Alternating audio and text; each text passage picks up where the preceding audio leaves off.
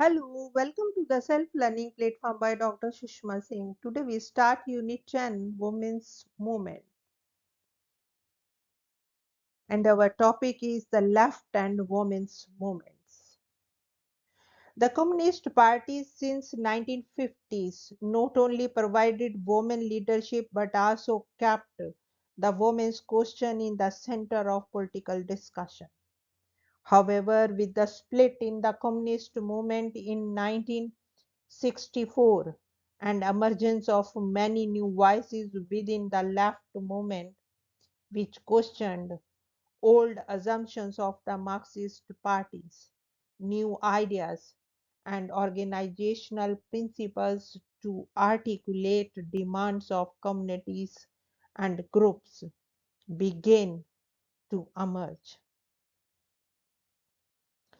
The Shahada movement in Dhulia district of Maharashtra was one such movement.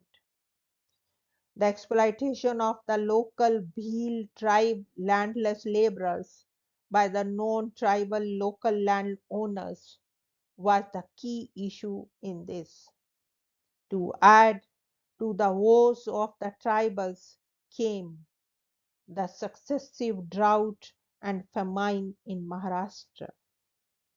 Different exploitative practices of the landowners and the money lenders pushed the tribals to take extreme steps of protest. Though the movement had its origin in the late 60s through the traditional folk ways, singing bhajans, etc. The 70s saw a complete metamorphosis when the newly inspired left leadership joined the movement and the Bhil women were mobilized gradually and in large number.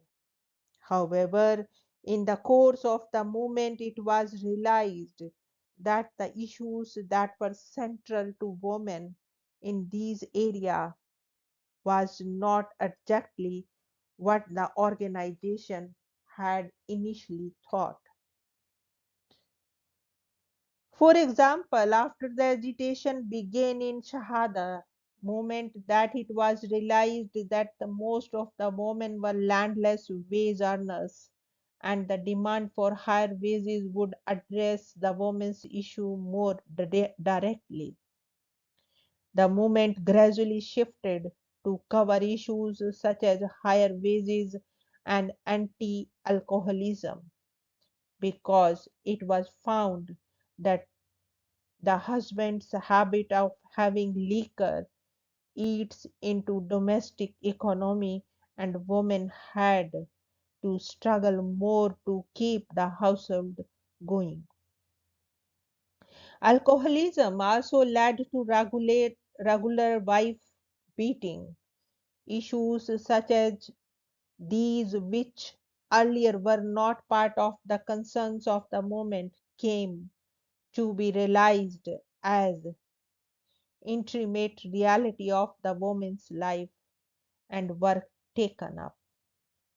This encouraged women to come out in large number to join the groups by women formed and went from village to village destroying liquor ports. In the 1970s, again the Maharashtra agitation soon spread to Gujarat, where the women in major cities like Bombay, Pune, Ahmedabad came out in streets protesting against the government for such a situation. It happened in the background of economic worsening condition of the people following Bangladesh war. In Bombay, for example, the socialist Marinal Gore and communist Ahilya Rangrekar led the movement. The Maharashtra and the Gujarat agitation gradually added to the larger oppositional politics that was being galvanized around this time. In fact, in Gujarat and Maharashtra, the lower classes were conspicuous by their absence. Hence, the issues and concerns of the women from the lower classes or the tribals had not become part of the movement. It was soon through different sets of women that this section began to voice its concerns. In Maharashtra, for example, the tribal women in the Sahada movement brought the issues of landless wage earning women and the pearls of alcoholism, while on the other hand, in both Gaya, the issue of land was involved. One realized that after a gap of a decade or so, the political and social questions were rapidly becoming closely involved.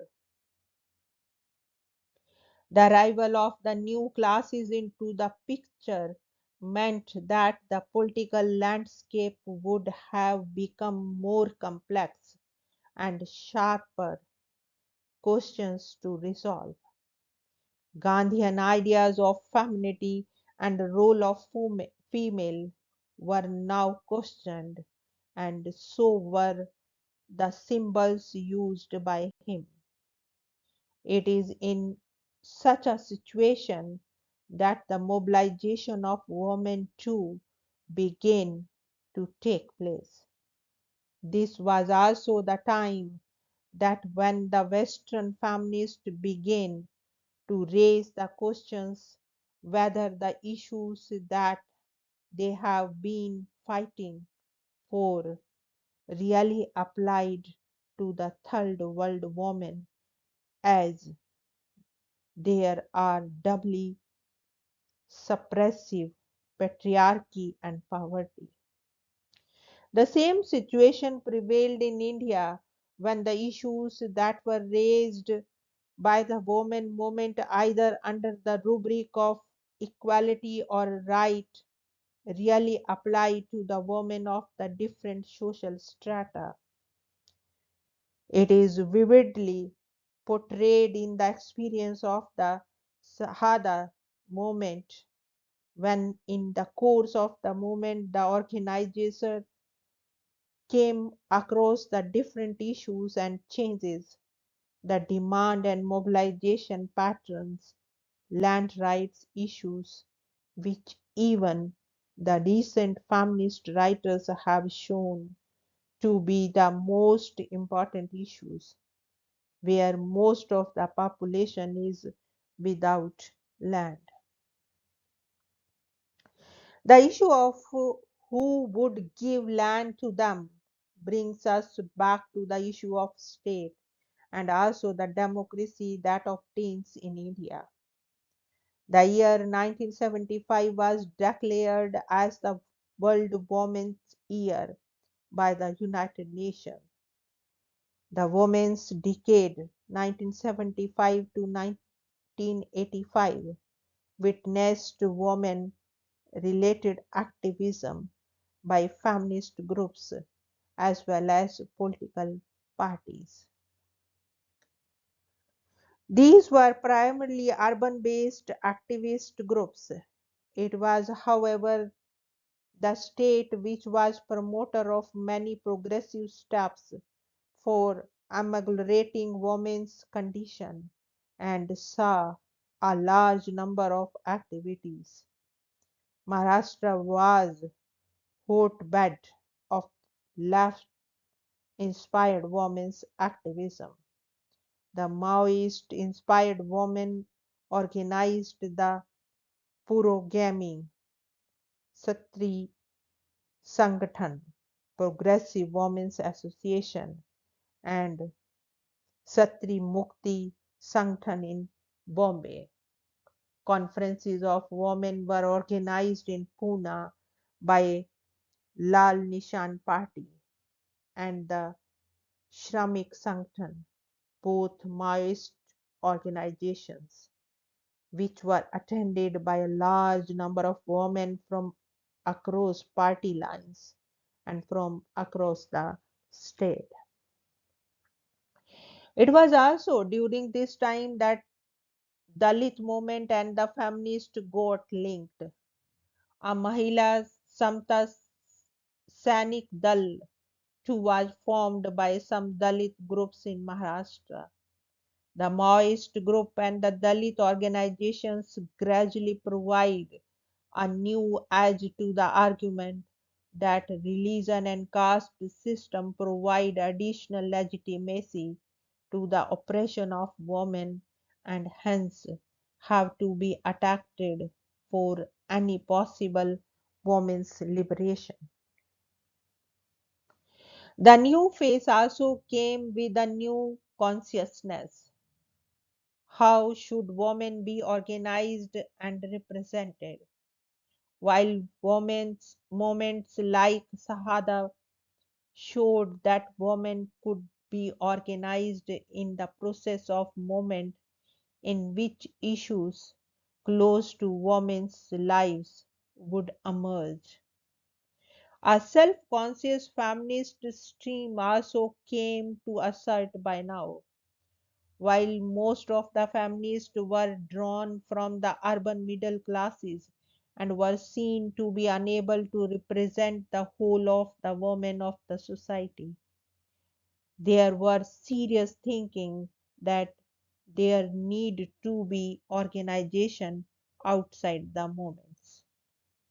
These groups referred to as autonomous groups could think about women's issues and the movement without falling prey to the organizational hierarchy and blinded by assumptions that have plagued the left parties of the country. Many women's groups that originated during and after 70s decided to keep themselves women only group without any party affiliation or traditional organizational structure and quite often structured around one or few serious issues relating to the day-to-day life and the struggle of the women in Indian society. By 2000, we have thousands of such groups working in different parts of the country.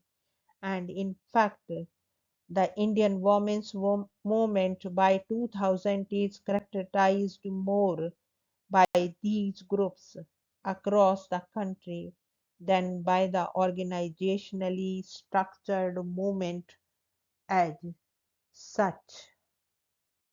Now we want to wind up this lecture and thank you so much for your attention.